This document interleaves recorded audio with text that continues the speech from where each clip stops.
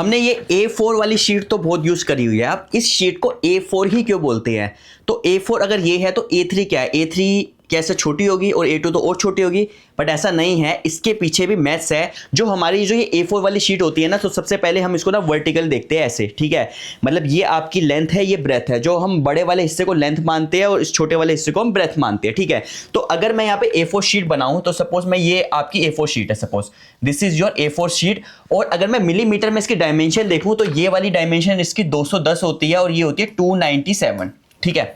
और जो इसकी जो रेशो होगी, अगर मैं इसकी लेंथ बाय ब्रेथ की अगर मैं रेशो लिखूं, लेंथ बाय ब्रेथ की रेशो लिखूं, जो A4 शीट में जो लेंथ बाय ब्रेथ की रेशो होगी ना, वो कितनी होगी आपकी 297।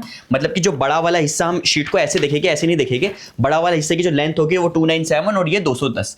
और जब इसको हम अगर इसको डिवाइड करें तो मिलता है 1.4142 and so on, which is near by √2। मतलब कि इसकी जो वैल्यू जो रेशो होगी ना लेंथ बाय ब्रेथ की, वो √2 होती है। ये होगी आपकी A4 शीट।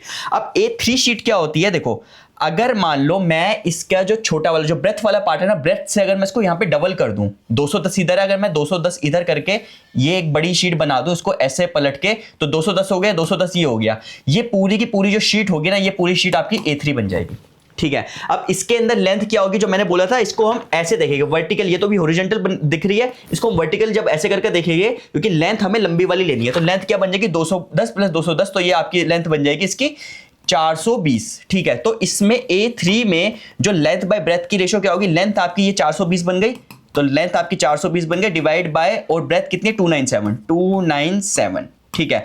मजे की बात यह है, जब इसमें भी लेंथ बाय ब्रेथ में करूंगा ना, तो भी मेरे को वो अप्रोक्स √2 ही मिलेगा, ठीक है। तो ये आपकी A4 शीट उससे बड़ी होती है, ठीक है, उससे एरिया में डबल होगी। अब मुझे A3 से अगर मुझे A2 में जाना है, तो देखो अब मुझे क्या करना है, यहां पे जो ब्रेथ कितनी है? 297 ब्रेथ है, ब्रेथ से मुझे डबल करना है। पिछली बार भी मैंने ब्रेथ से डबल किया था। इस 297 से अगर मैं 297 यहाँ पे और बना दूं और इसको एक शीट बना दूं कि ये हिस्सा 297 है, यहाँ से यहाँ तक का, और ये भी 297 है, और ये तो आपका 420 ही रहेगा, ठीक है। तो इसकी अगर मैं डायमेंशन देखो, ये पूरा का पूरा जो पेज बनेगा ना, सबसे पहले ये बनेगा आपका A2 पेज, ठीक है। अब पूरे की जो डायमेंशन होगी लेंथ बाय ब्रेथ, तो जो A2 की जो डायमेंशन होगी, जो लेंथ कितनी है? 297 प्लस 297 मींस 594 तो इसकी लेंथ हो गई, और जो ब्रेथ होगी इसकी वो 420। इसका भी जो A2 का भी लेंथ बाय ब्रेथ का जो मैं रेशो लूंगा ना, वो भी मेरे को √2 ही मिलने वाला है, ठीक है। A2 हो गया। अब A2 से मुझे A1 पे जाना है, तो मुझे क्या करना है? वही सेम चीज। इसका ब्रेथ वाला हिस्सा कौन सा है? इसका ब्रेथ 420 है, तो 420 से मैं इधर अगर मैं डबल कर दूं, तो 420 इधर है, अगर मान लो ये 420 में यहाँ पे ये डबल कर दिया, तो ये जो पूरा का पूरा जो पेज बनेगा, ये मेरा पूरा पेज बनेगा A1 पेज, ठीक है। 420 इस साइड है, तो 420 इस साइड हो गया। तब अब इसके अंदर लेंथ क्या हो जाएगी? लेंथ आपकी ये बन जाएगी, क्योंकि इस पेपर को मैं ऐसे नहीं, मैं इसको ऐसे करके देखूंगा, क्योंकि ये अभी हॉरिजॉन्टल में है, मैं इसको वर्टिकल देखूंगा। तो जो लेंथ बनेगी मेरी 420 प्लस 420, तो कितनी हो गई मेरी? होगी 840। तो जो A1 की जो मेरी लेंथ आएगी वो आएगी 840, और जो उसकी ब्रेथ आएगी वो वही 297 प्लस 297 594, और इसको भी जब मैं रेशो निकालूंगा ना लेंथ बाय ब्रेथ की, तो भी मुझे √2 ही मिलेगा, ठीक है। अब A1 से जब मेरे को A0 में जाना है, तो अभी इसकी ब्रेथ कितनी है? अब इसकी ब्रेथ 594 है, तो मुझे यहां से इसको डबल करना पड़ेगा।